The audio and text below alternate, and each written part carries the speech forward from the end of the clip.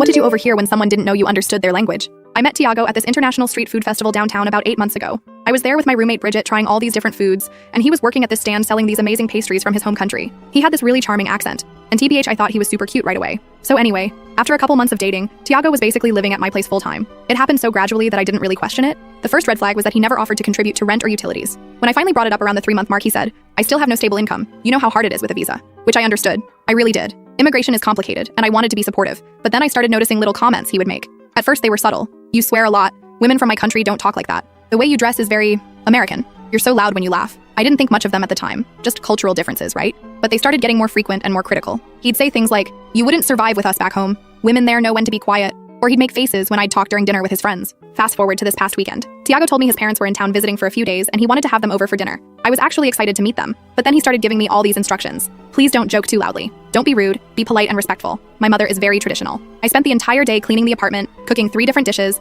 and generally stressing about making a good impression. By the time they arrived at 7 p.m., I was exhausted, but putting on my best smile. His parents were polite. That's the best word I can use. They smiled and nodded at me, but something felt off from the moment they walked in. Almost immediately, they started speaking to Tiago in their language. And not just for a quick exchange. They spoke their language for like 80% of the evening, even when sitting across from me at the dinner table I had spent hours preparing. Halfway through dinner, I realized I had forgotten to get cream and lemons for the dessert I had planned. I told Tiago I needed to run to the corner store real quick and would be right back. They all nodded and continued their conversation as I grabbed my keys and left. When I returned about 15 minutes later, they seemed to switch topics abruptly. The rest of the evening went the same way. Me trying too hard, them speaking their language, Tiago being weirdly different around his parents. They left around 11 p.m. and I was so drained I just went straight to bed. The next morning I was making coffee when I suddenly remembered something. A year and a half ago, my laptop and some jewelry were stolen from my apartment during a break-in. After that, I installed 2 small security cameras, one in the living room facing the front door and one in the kitchen. They're not hidden or anything. They're just regular small cameras on shelves that I got from Amazon. So I grabbed my phone and pulled up the security app. I found the footage from last night around 8:30 p.m. when I had gone to the store. I couldn't understand a word they were saying, but I could feel the mood change through the screen. His mother was speaking more animatedly, gesturing toward the kitchen where I had been cooking all day.